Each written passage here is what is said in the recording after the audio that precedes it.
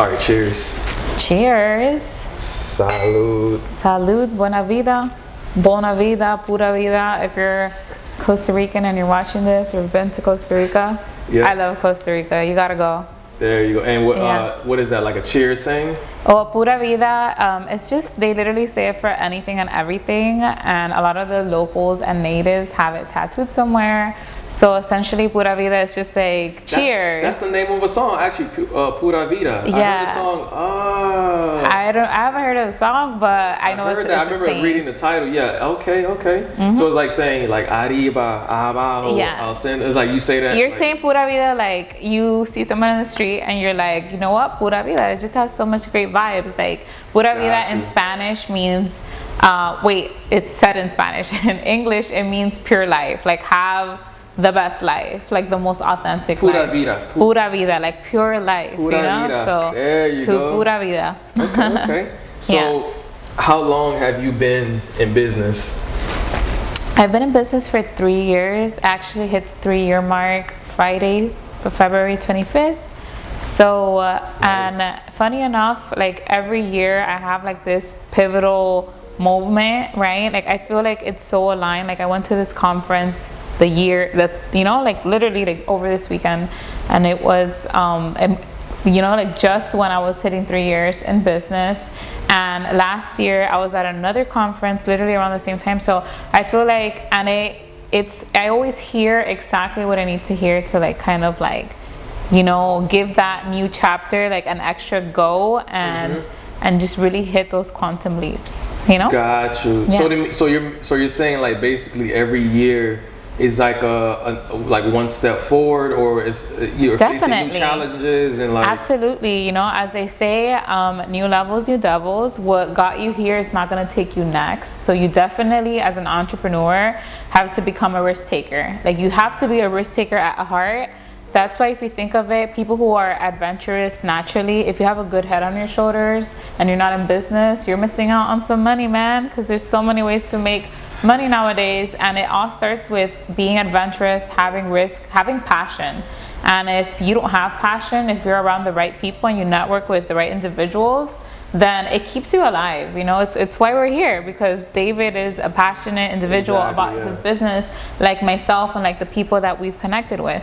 Yeah, so I realize that too as well when you talk about like the quantum leaps, right? Yeah. Meaning last year in 2021 was literally like my first year like officially being in business for the entire year, not working for another company. Okay, great. And I see the transition and the things that are necessary for me to move forward, and I see the new challenges that come up with being in business, a small business owner. I see the new challenges that I'm facing, and I see the necessary steps that I need to take. But wouldn't you say the vision is clear now as you like get your feet like deeper into what you're walking through in life? What do you mean by clear now? Like, I don't know about you, at least it's been my experience that you start off with a dream or a goal in mind with intention. Having intention is very important.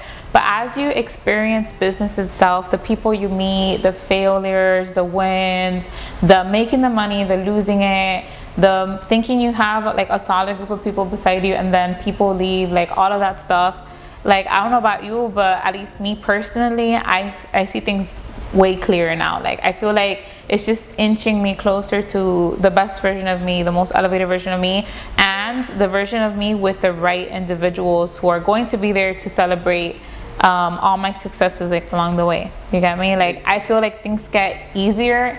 Yes, there's challenges and all that, but I feel like if you're headed the right way, things, in a way, oddly enough, they get easier. I don't know what you think, David. Well, what I realized the biggest difference is compared to when you're working a job, and in comparison to being in business for yourself, the biggest thing that I noticed is that you actually grow more when you're in business for yourself, because the biggest thing that you have control over of your day-to-day life. Like, you have control over what you do when you wake up. You can literally do whatever you want. Yeah. In terms of, you can go left or right compared to when you work a job. You go straight to to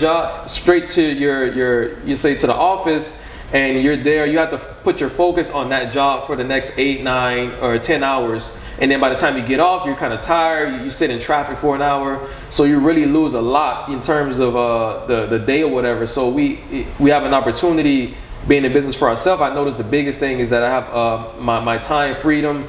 I can go work from wherever I want to go work to, and I just grow a lot more in a lot of areas that I didn't focus on when I was working for another company, because the focus was on that company that I was at. Yeah. So that's the biggest thing as well. And but when it comes to what I wanted to kind of talk about today was, I would say the struggles or the burnouts in being in business for yourself, right?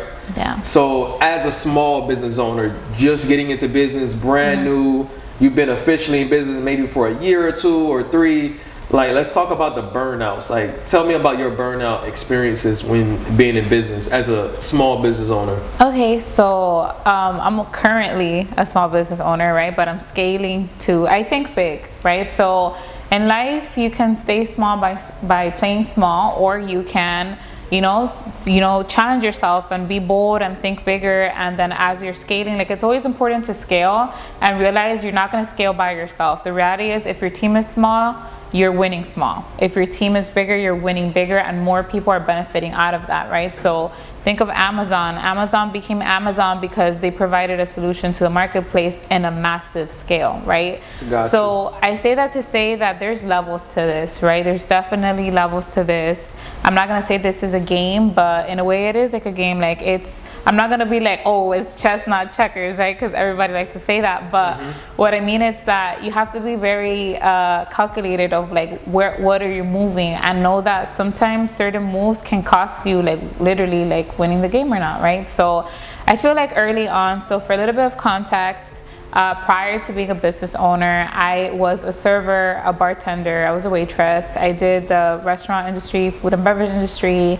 I was a college student for nursing. I almost finished with that. I can literally, like, go back, have 1 semester, and then that's it, be good to go. But that definitely wasn't my path in life. I feel like I would have been very unfulfilled. I thought I was doing it for the right reasons, but I saw it as, okay, this is comfortable. I always knew there was a what's next, that I wasn't going to be a nurse very long, but and that I eventually wanted to get into journalism and all that. And then I encountered the opportunity to join this network marketing company that does credit repair, which I think is genius, right? Because network marketing really is the booming industry when it comes to, if you have no prior business background or business experience, you joining network marketing will teach you so much about yourself, about business, about mentorship, about leadership. Network marketing is for individuals that are ambitious, that want to be a leader. And in reality, if you want to be successful in life, you have to lead. You have to lead in your space, in your industry, in your house. You have to just lead. You have to take initiative, right? So coming from that industry, right? Because this is why I'm mentioning why I came from the restaurant industry. Burnout is an everyday thing. And I think if you have a 9 to 5, burnout is very, it's literally your reality. You wake up and you go to sleep burnt out, right? Like, I'm sure that was the case with you in your 9 to 5 job, right? So the reason I wanted to leave was because I was burnt out. But little did I know that it's, kind of like same shit, different views type of thing. But this was always going to be way better because I was building something for myself. I didn't have someone breathing down my neck, telling me what to do, telling me when I can use the bathroom, when I can eat. I had myself. And in the beginning, when you don't know what you're doing and you want to figure things out by yourself and not have mentorship or invest into mentors, listen to podcasts, books, guidance, which I didn't really do till a year and a half. And I can say that I delayed and stunt part of my success in doing that. I feel like, to be honest, I'd be way ahead than what I currently am. I'm still making great strides. I am very happy where I am currently, right? But I'd be way better off had I done that, right? But in the beginning, I just was stubborn and I wanted to figure things out. So that led to more burnt outs, right? So when you are just by yourself is what I'm trying to say, and when you're not resorting to personal development, the burnout becomes frequent. You're gonna tap into it. You're going to burn out. So tell us what do you mean by burnout? Like, tell us, like. So burnout in business, I feel it's like, it depends what you're offering, but it's really all the same. In business, there's the client side to it. So the burnout of your clients, like, people are people, you get me? And I hope I think I say a lot by saying people are people. But what I mean by that is that people, you know, if they're having a bad day, they can easily take that out on you, right? Yeah. So then you are trying to be professional, but part of you is like, hold up, ma'am. You better watch yourself before you continue talking, right? Yeah. So that when you're encountering, and I say that to say also that there is such a thing, and I'm pretty sure you can attest to this, there is a thing as the wrong client, the wrong pain. Like sometimes not all business is good business is what I'm trying to say. And I didn't learn that. These are just like little like lessons that, or even just talking to not necessarily clients, but we'll say like let's call them prospects, people that want to become clients, and you got to talk to them, right? Absolutely. This happened to me. This is what I would consider my version of a burnout, because yes, when you get into business, right, you gotta, as a small business owner, brand new, no real guidance, you get into business now, you're not just doing one task, you're one job. I'm not just designing logos, somebody giving me projects and I design it. And I design it. Now you have to talk to the prospects. You have to deal with previous or current customers. You have to do the design, the actual work, and you have to set up the advertisements. You got to pay people that you work with. So the level goes up from a 5 to a 10, just like that. You have to do all of those things simultaneously, right? Yeah. So then when you have to, like, for me, you have to like talk to customers, that's a easy burnout, because you have, let's say prospects. You have to say 10 people signed up on your ad, right? Now you got to go and make 10 phone calls. And by the time you get to the second phone call, it's like, you know what, I don't even want to, like, how do you got to like push yourself, and you just feel burnt out because number one, you'll call, say they signed up, they're interested in your service. So someone answers the phone and then they say, hello? Hey, my name is Gabby calling from, and then they hang up on you. Like, wait. Energy is everything. Like, so now you're upset. Now it's like, it's like, wait, why did you hang? You didn't even let me get my point across. Then you go and send them a message or email, and then now it's like your emotions can start getting. And it's like, that's just the one person. You got 9 more to go. Yeah. So that's a perfect example of like how, you know, you cannot control, and this is something that was tough for me to like get a hold on, is that unfortunately at the end of the day, whether you're in business or not, right, this is just general life advice, you can only control yourself. That's really it. You can't control nobody or nothing else around you. And I say that, y'all see me very zen right now because I'm with my good friend David here, because I have a glass of wine, because I'm talking to you guys. But to be honest with you, you know, like some people really know how to like get to you, right? So then like knowing how to overcome that emotion at that moment, because you know that there's money at stake, money at the table. And also it's not just about one client, and the reason why it's so important to give clients like a good experience, in my experience, is because there's always more that comes after if you do so. But like you said, you have one call, this person's like running you dry, and then you're trying your best to like overcome with your energy. And this is why you got to keep your energy like up at all times. Do things like work out, like go out, drink, whatever you got to do. Be around the right people to keep you vibrating high, because if you're not vibrating high, then that's going to happen. You're going to miss out money. And in sales, if you have that energy of frustration, even if you're masking it, it comes out. It's going to come across, and you're not going to get the deal. And I would say this as well too. You made a good point about doing other things outside, because when you're in business for yourself, you're going to realize you're going to be working a lot more hours. Oh yeah, but for sure. As the years go by, you roll over and you say, okay, now I'm in year 2, and I kind of got an idea of how the working process goes. It's like I can sit in front of the computer, you know, all night long, or I can break in between and go outside, go work out, like you said, go do other things to prevent yourself from burning out, or feeling like it's like, man, I really like prevent yourself from like giving up, and so easy, because you can get burned out because you're doing multiple tasks. Exactly. You're doing the sales job, you're doing the advertising, you got to pay people, you got to make sure money's coming in, you got to respond to multiple messages, everybody's hitting you left and right, and it's all happening at once. I would say that, you know, and I think you can agree or give me your intake on this. The year 1 to 3 in entrepreneurship, you're really just getting started. You're really just laying down the foundation. You could do it quicker, and the reality about it is you cannot base your success on somebody else, because you have to pay the price.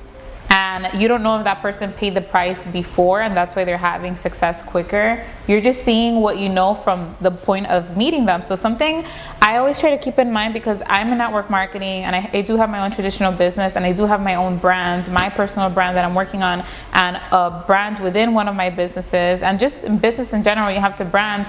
You're gonna come across people, and people come with emotions and they get sticky and all that. And the reality is you only see like a film, right? Like the skin outside. Like you don't know, you just see the tip of the iceberg. You really don't know the battles and demons people have overcame. And you have to take that into consideration and lightly, whether they're being very rough around the edges or they're being very soft, right?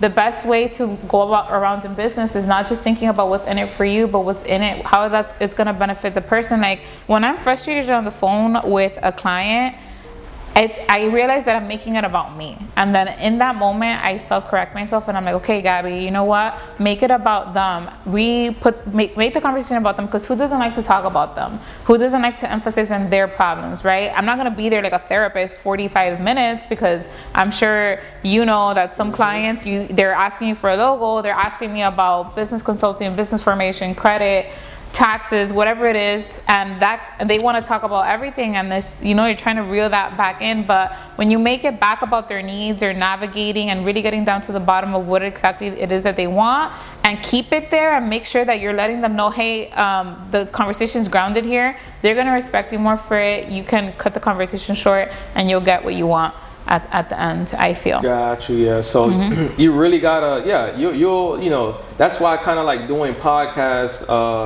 videos like this, because a lot of small business owners, and I'm gonna assume that the people that are gonna watch this, or that will be attracted to it, are small business owners or people that are entrepreneurs that want to get into business. Yeah, aspiring entrepreneurs. They need to know. They need a podcast where they can see about the, not just the successes, because everybody on social media, they only promote the successes, but also mainly the struggles of being in. So I feel like I'm talking to aspiring entrepreneurs, and I'm talking to entrepreneurs who have been in the game, roughly 1 to 3 years. Like I can only talk about someone who's been in the game 1 to 3 years, because that's what I've experienced, right? And I can tell you that it's going to be tough in the beginning, and it does get better. You will be in a point in your business where you'll be able to leave your job. I personally did it way too soon. So I started entrepreneurship February 25th, 2019. So 3 years, literally. We're filming this. Today is March 3rd, right? March 3rd. Yeah. So it's been, 3 years in a week. Congratulations. Thank you. Cheers to that. And I cannot tell you how many times I've wanted to quit, but finding your tribe and people to stay close to the fire is important, and they help with the burnout, because like they say, everyone has burdens, but when you have someone to share it with, it's like when you have your significant other, you're in a committed relationship, and you can come home to that somebody that you can share life with, your burdens with, right? That's the importance of finding business partners, finding people that have your vision, that want to carry that vision with you, like people who are ambitious, who are assertive, right? And maybe you're not that assertive, but here's something very key that I don't even know where I listened to it, but I know it's going to help some of y'all. It's sometimes you think you have to develop in this perfect persona in business that has it all. The reality is you're not going to have it all, but you need to be around people who their strength is your lack and your lack is their strength. Because if you are a unified front and people can see that, and you guys are business partners, maybe you're the quiet one and your business partner is the loud one, or maybe you're the loud one, quiet one, or maybe you're an ambivert like myself, right? I actually personally, business does change you as a person in so many ways, and it will make you a better person, and it'll shape things about you. So I feel like before, being in the restaurant industry, I was loud all the time, and I was very outgoing. And I'm not saying that I'm not loud and outgoing, I am, but under the right setting, I've learned to be, because like you eventually, back then, like I used to be very outgoing, but then I realized that people around me were very empty. Like it was just loudness for no reason. So now I'm more reserved, and I'm like, who deserves like that, like fun, loud side of me, right? But sometimes in business, you gotta bring it up, you gotta switch it out, right?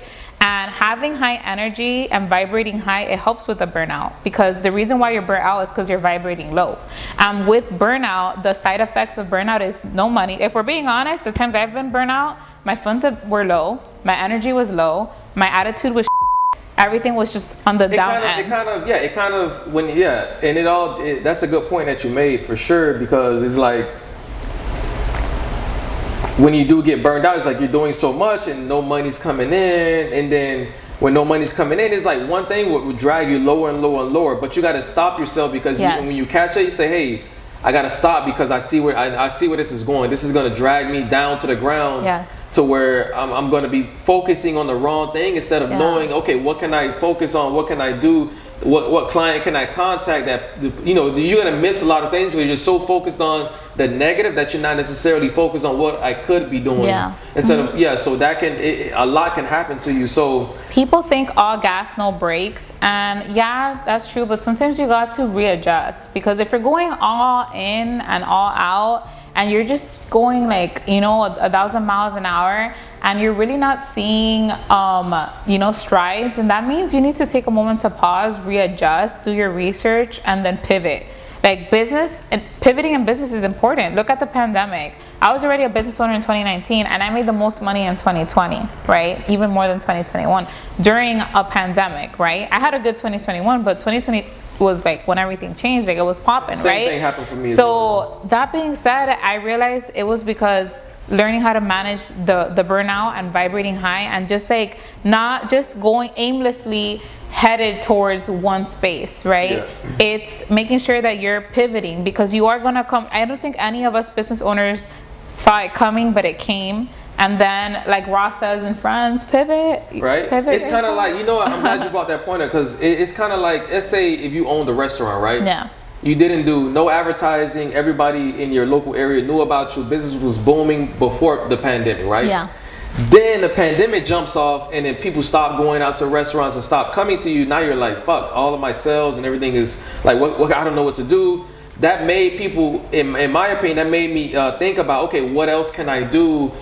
Because before I was just doing word of mouth. What areas am I not doing? Am I advertising, right? Am I advertising on Google? What other ways can people find me outside of the way that was working before? Yeah. Because we know if another pandemic happens and you're still doing the same thing, it can really affect you. So with my case, right, I have assistants working for me or whatever, and I realized that the process and business that I had when it was just me worked when it was just me, but now that I have other people helping me with it, I got to really change up the process to make it run more efficient. All right, so what advice can you give entrepreneurs and small business owners that just got into business on how to prevent a burnout, or things they can do to make sure a burnout is like less and not so impactful? I think that in the beginning stages, it becomes more normal than not, but you got to think about it in the sense that burnout's going to happen at any stage in business.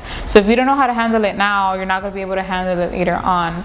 So you need to think of a way to deal with it that can work with you, because it's going to happen more than once, and it could be worse burnouts. And keep in mind that you have your health to worry about, and if you're not healthy, you're not wealthy. Nothing else is going right for you. So the way I deal with burnout, I make sure to separate either fragments of the day. I pick 2 days where the morning is just me doing the things I like running near the beach and having my acai bowl or a smoothie or things that make me feel invigorated. That's what helps me, right? Because at the end of the day, there's really no book, no podcast, that's going to tell you the right thing. You got to experience things. You got to keep it to the core, like stay in ground zero, like always remind yourself of why you're going through the burnout to start with. Why are you even putting yourself in the position to be burnt out? And that it's gonna get better, and that you're doing your best, giving yourself grace, I would say. And then staying in that ground zero, I would say, always keep yourself to your core, because it's not about the destination, it's really about the journey. And I literally didn't understand that until recently. I put so many things in the back burner that were burning me out, because I thought that they didn't need to be, they couldn't come along with what I was trying to create. And then I realized, no, that's part of the experience, and I'm missing out on all that. And I need to learn how to integrate, because in business, you integrate your personal life with business. I just thought of something. These Okay, what? logos are sitting here. Like, Oh yes. we got to Yes, tell yes, the yes. people about these logos. Yes, we like, do. Tell them what's going on over So here. branding is very important, right? So if you want to save yourself burnout, and this ties with it too, like make your life easier by focusing on the right things, right? So things that you need to focus on, just to give back to the advice part, focus on your credit. That's very important. You could be broke in the United States, but we're the only country where if you have good credit, you are going to skyrocket, because now with that good personal credit, open up an LLC, get business credit. Those are just the basics, right? If you want more information, follow me. I'll give you my @ in a second, right? But anyways, that will really open the doors for you. And then networking. So you don't really need money to be successful. You just need to know the right people and then take the right steps and do the research. But so one of my brands is the Official Credit Babes with my business partner at the Credit Carta. You guys are gonna meet her at some point, right? That's our baby, our business, right? These are two of my babies, two of my children. There we go. Right? And then we have Done Right National Tax, which is my tax business. The newborn The baby. newborn, right? The little sister, right? Which is Done Right National Tax. And, credit and taxes go hand in hand. And I'm adding real estate real soon to my portfolio of business. There you go. And the important thing here, going back to burnout and closing out, it's delegating. So how am I going to ensure that my future is just getting brighter, my bank account is just getting bigger? It's delegating. It's finding that, like, those individuals that share my vision that I can hand it off to, that I could be in Greece or Dubai or whatever and living my best life, but my business is still being taken care of. But those are as you scale there. Right now, remind yourself, it's one step in front of the other. You can't think of $1 million if you haven't made 100,000. You can't think of 100,000 if you haven't made 10,000. So don't get caught up with social media. Like, just look at what's in front of you, and then when you least expect it, if you just keep working on yourself, your image, your personal development, meeting the right people, all of that's going to come as a byproduct of that. Got you. So thank you so much. That's pretty much all I got to say. Appreciate it. No, thank you so much for coming to the. Of course. Thank you so much, David, Ad Agency for podcast. the invitation, for the logos, so. Got you. So how can people find you on social media? So you can find me, my personal page is at the Gabriela Jeanette, TheGabriela JeAnnette. For a second there, I forgot how to spell. I was like, hold up. We're at Sesame Street to teach me how to spell. Right? Okay. Yeah, it's a lot of letters. And then you can follow at Done Right National Tax on Instagram. And you can follow at the Official Credit Babes on Instagram as well. If you guys need any information on business formation, taxes, credit, I'm your girl. I'm your go-to. Appreciate it. There you go. Thank you. Perfect. Thank you, guys. All right. Thank you. Oh, cheers. Boom.